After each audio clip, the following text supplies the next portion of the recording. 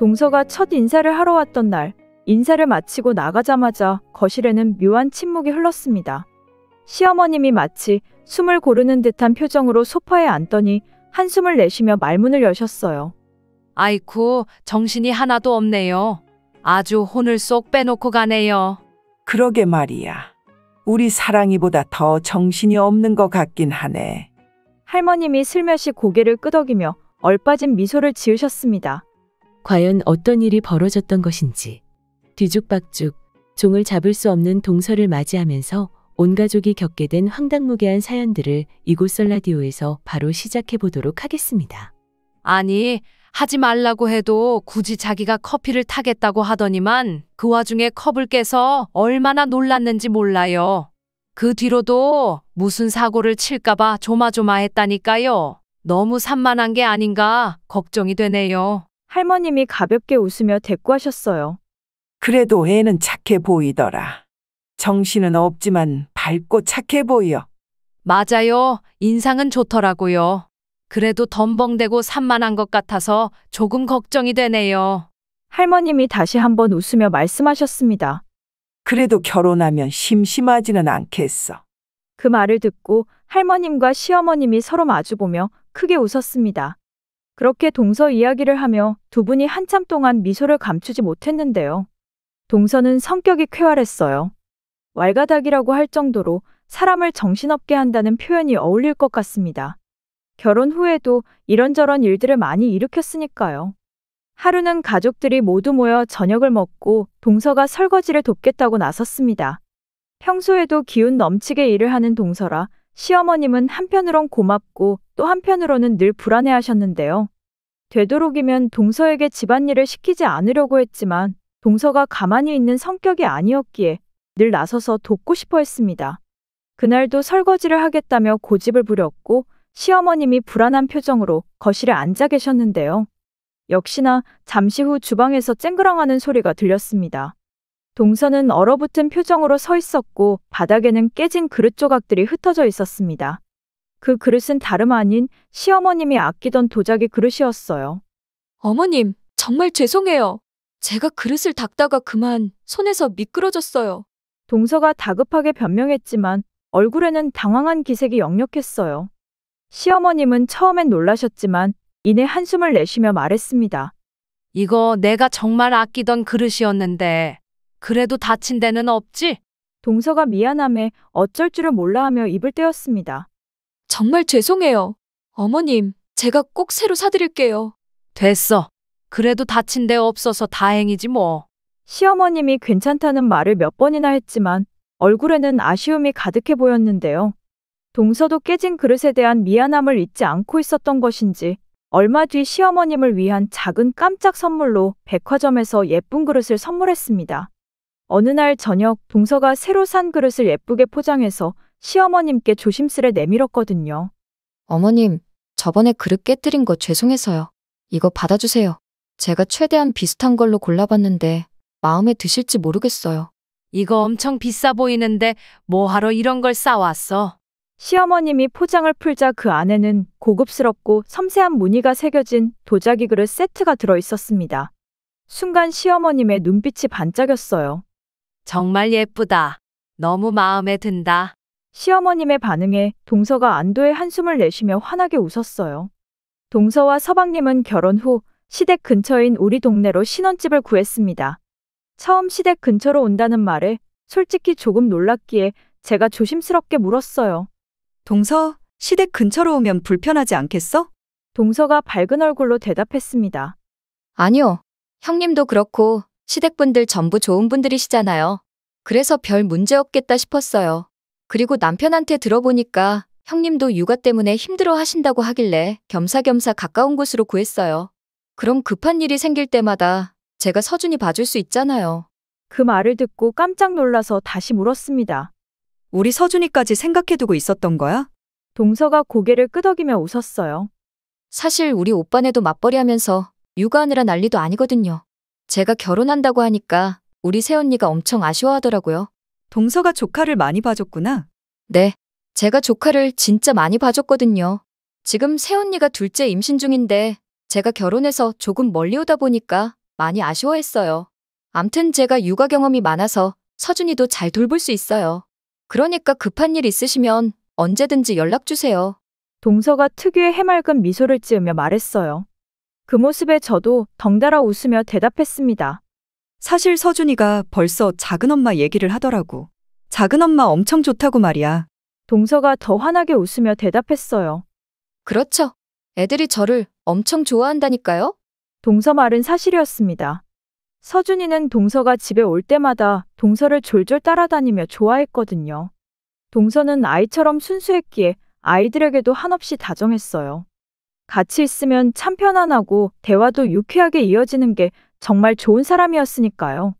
그러다 보니 동서가 신혼집을 가까이 구한다는 말이 반갑고 고맙게 느껴졌습니다. 동서의 가장 큰 장점 중 하나는 자존감이 높다는 점이었어요. 그 덕분에 함께 있는 사람들까지 긍정적인 영향을 받았거든요. 동서가 있으면 집안 분위기가 자연스럽게 밝아졌기에 참 신기했습니다. 그런 동서를 보며 동서네 친정가족들이 어떤 분들일까 궁금했는데요. 사돈 어르신 두 분은 횟집을 운영하고 계셨어요. 어느 날은 동서를 따라 횟집에 가본 적이 있었는데요. 횟집에 가서 보니 사돈 어르신 두 분뿐만 아니라 동서네 가족 모두가 참 따뜻하고 좋은 분들이셨어요. 특히 주말에 가면 동서네 새언니도 종종 횟집 일을 돕고 있었는데 그분도 성격이 밝고 상냥했습니다. 그 모습을 보며 가족의 영향을 받았다는 확신이 들었는데요. 동서네 친정가족 모두 유쾌하고 인성도 좋아 보였습니다. 동서는 특유의 자존감 높은 성격 덕에 언제나 긍정적인 에너지를 뿜어내서 그 영향이 집안 곳곳에 퍼졌다고 해도 과언이 아니었어요. 특히나 시어머님과 동서의 티격태격하는 모습은 정말 재미있었는데요.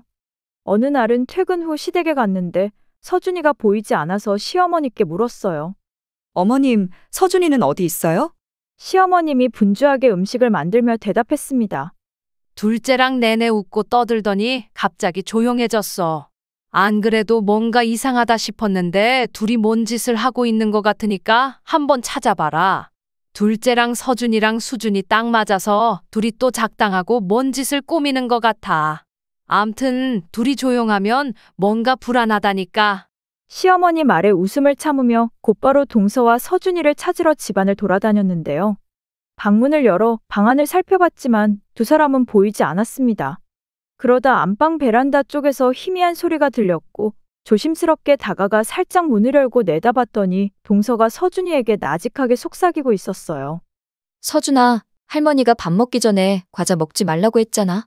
걸리면 작은엄마 엄청 혼난단 말이야. 저번에도 쫓겨날 뻔한 거 너도 봤잖아. 서준이가 전혀 긴장하지 않은 목소리로 속삭였습니다. 쉿!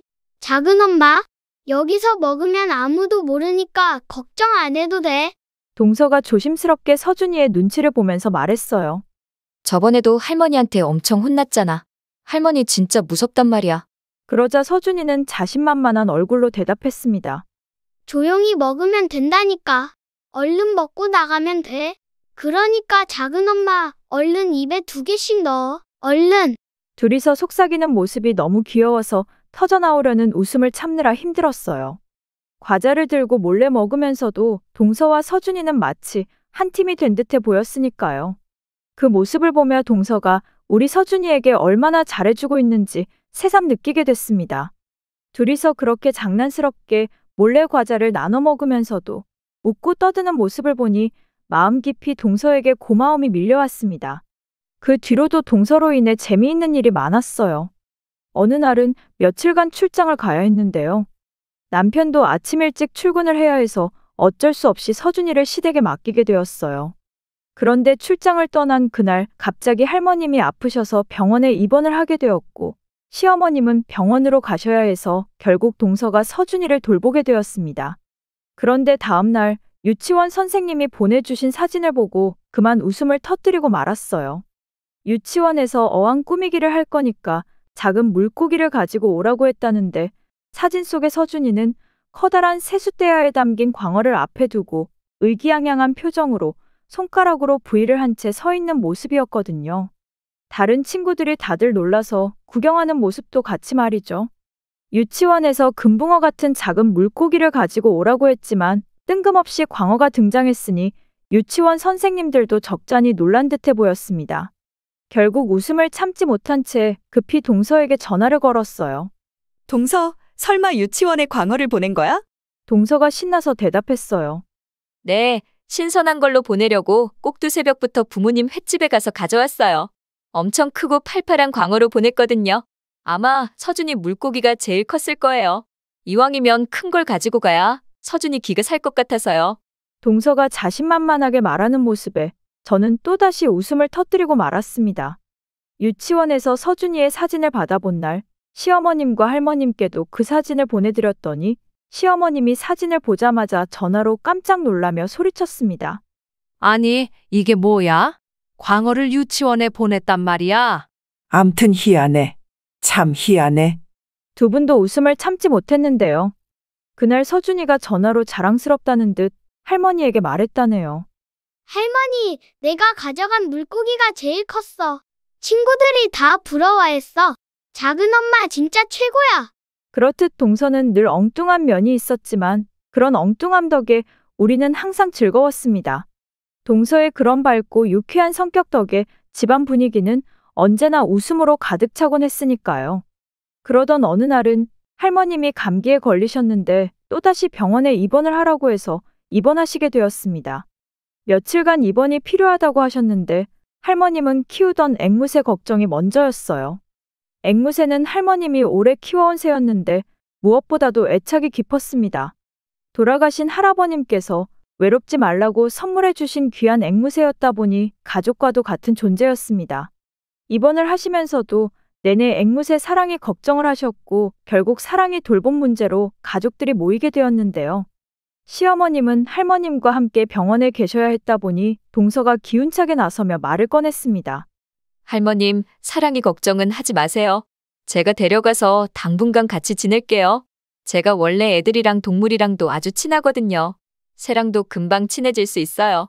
동서의 말에 할머님이 처음에는 조금 망설이셨습니다. 우리 사랑이가 낯을 많이 가리는데 잘 적응할 수 있을까 모르겠다. 동서가 자신만만한 표정으로 대답했어요. 할머님, 걱정하지 마세요. 제 성격 잘 아시잖아요? 저는 세상 누구랑도 친구가 될 수 있는 친화력을 가지고 있거든요.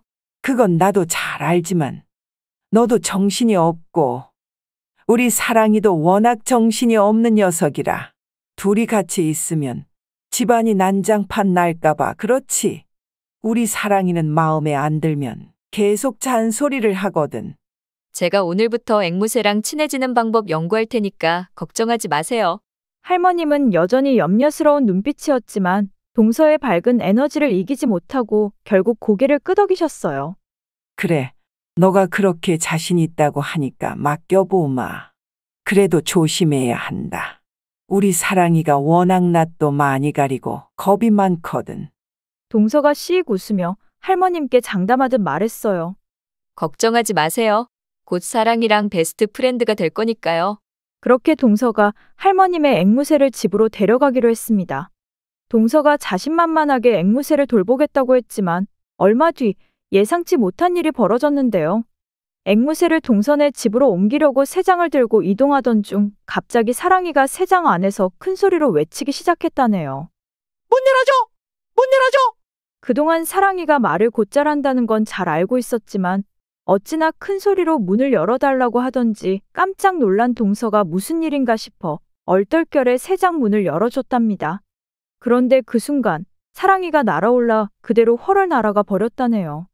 하필이면 차에 타려고 하던 순간 그랬다고 했는데요. 동서는 평소 사랑이가 집에서만 지냈다 보니 그렇게 날아갈 것이라고는 상상도 못한 채 문을 열었다고 했습니다. 결국 동서가 사랑이를 애타게 불렀지만 이미 모습이 보이지 않더랍니다. 한참 동안 넋을 잃고 그 모습을 지켜보다가 급하게 시어머님에게 전화를 걸었다네요. 어머님, 큰일 났어요. 사랑이가 가출을 했어요. 그 말을 듣자마자 시어머님이 화들짝 놀란 건 말할 것도 없었고요. 뭐? 사랑이가 가출을 하다니? 너 그게 무슨 소리야? 그게 사랑이가 자꾸만 새장 문을 열어달라고 해서 무슨 문제가 있을까 싶어서 문을 열어줬더니 그대로 가출해버린 거 있죠? 걔가 왜 가출을 한 걸까요? 사랑이가 문을 열어달라고 했단 말이야?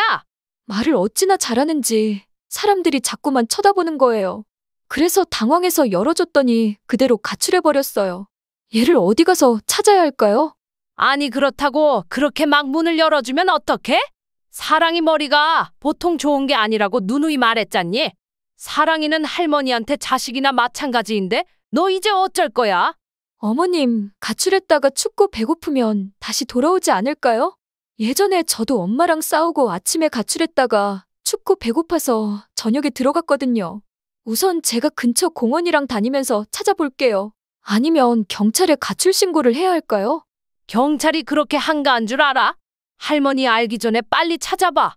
시어머님 말에 동서가 다급하게 사랑이를 찾아다니기 시작했고, 그날은 주말이다 보니 결국에는 우리에게까지 연락이 와서 다 함께 사랑이를 찾아다니게 되었습니다.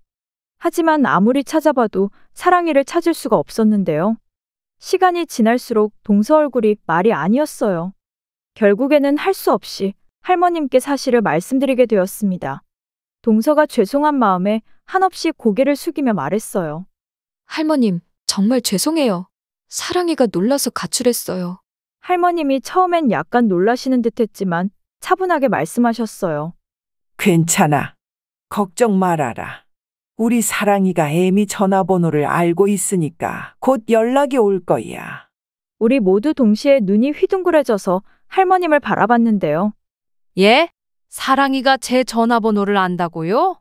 시어머님이 믿기지 않는다는 표정으로 물었지만 할머님이 태연하게 고개를 끄덕이며 말했습니다.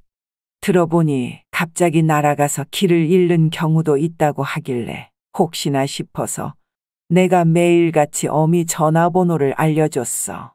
시어머님이 더욱 당황한 얼굴로 할머님을 바라보며 물었습니다. 그게 가능한 일이에요? 앵무새가 전화번호를 외울 수 있단 말이에요? 할머님이 시어머님 반응에 살짝 웃으며 대답했어요. 니들은 잘 모르나 본데 앵무새 지능이 꽤 높아. 나랑 대화도 곧잘 했거든. 사랑이가 똑똑해서 전화번호도 분명히 외우고 있을 거야. 지금은 놀라서 헤매고 있겠지만 곧 연락이 올 거야. 시어머님이 여전히 놀란 채로 다시 물었어요. 근데 왜 하필 제 전화번호를 알려주신 거예요? 그거야. 내 나이가 많다 보니까 혹시나 내가 잘못되면 애미가 사랑이를 돌봐야 할 거 아니야. 그래서 처음부터 애미 전화번호를 알려준 거지. 내 전화번호도 알려주고 싶었는데 2개는 너무 무리더라고. 할머니 말에 시어머님이 잠시 말없이 계시다가 머리를 극적이며 다시 물었어요. 어머님, 근데 사랑이가 전화번호를 외웠다 쳐도 우리한테 전화를 어떻게 걸어요? 할머님이 여유로운 미소를 지으며 말씀하셨어요. 기다려 보자구나. 사랑이는 똑똑한 애니까 분명히 연락이 올 거야. 그 말을 듣고 우리 모두 할머님을 빤히 바라보며 말을 잇지 못했지만 그 상황 자체가 기가 막혀서 한동안 넋이 나갈 수밖에 없었습니다. 할머님의 확신에 찬 목소리에 가족들은 사랑이에게서 연락이 오길 기다리고 있었어요. 그런데 다음 날 정말로 기적 같은 일이 일어났습니다. 그때까지 사랑이를 찾지 못해 집안 분위기가 어수선했는데 갑자기 시어머님의 휴대폰에 모르는 번호가 떴어요. 처음에는 스팸 전화겠거니 생각했지만 아차 싶어 전화를 받았는데요. 여보세요? 전화기 너머에서 당황한 듯한 목소리가 들렸습니다. 저기, 혹시 앵무새를 키우시나요? 시어머님이 순간 놀라서 대답했어요. 예, 그런데요. 혹시 앵무새를 보셨나요? 상대방이 급히 설명하기 시작했어요. 네, 제가 지금 집 근처 공원에 있는데요.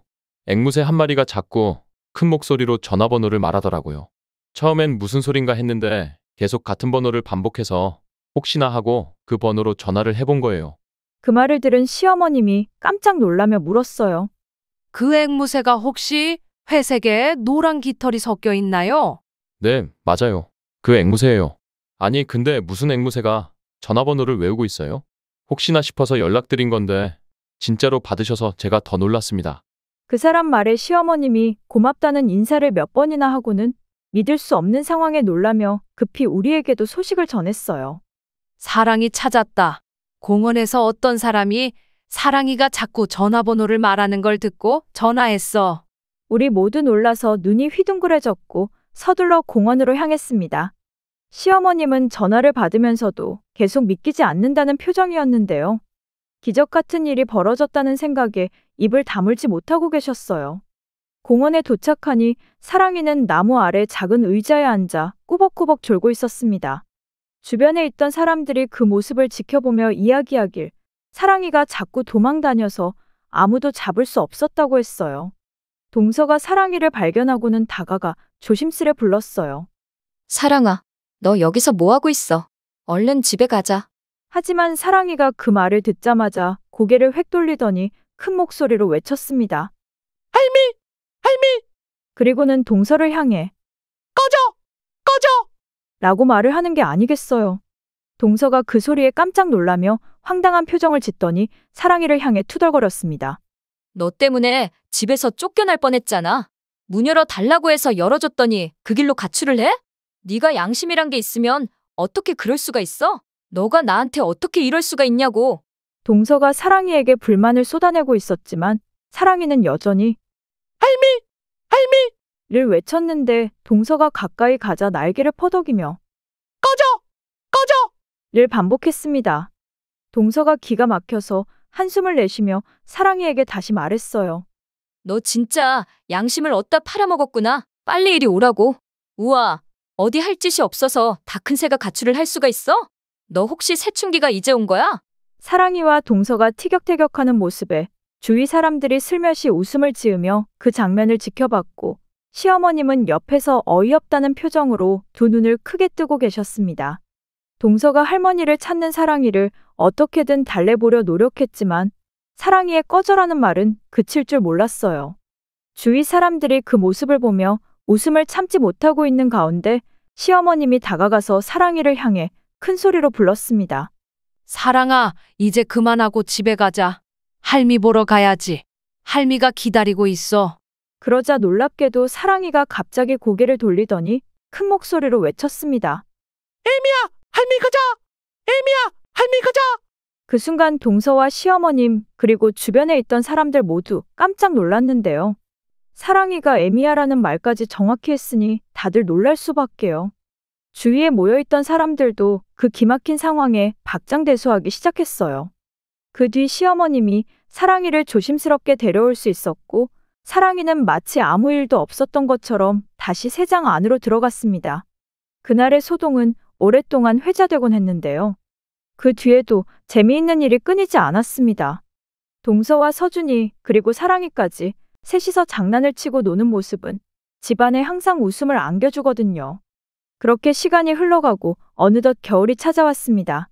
눈이 많이 내린 어느 날은 출근을 하던 동서가 빙판길에서 그만 미끄러져 다리에 깁스를 하게 됐고 가족들은 돌아가며 간병을 했습니다.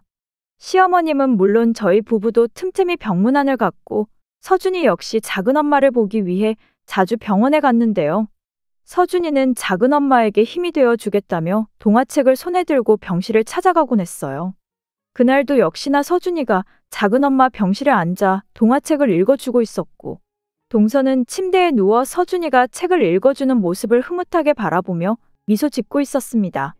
그런데 마침 그 모습을 동선의 부모님, 그러니까 사돈 어르신 두 분이 보게 되었고 환한 미소를 지으셨는데요. 주변에서 들어보니 많은 사람들이 동서지간 간의 어려움을 호소한다고 하던데 저는 참 운이 좋은 사람이라는 생각이 들었습니다.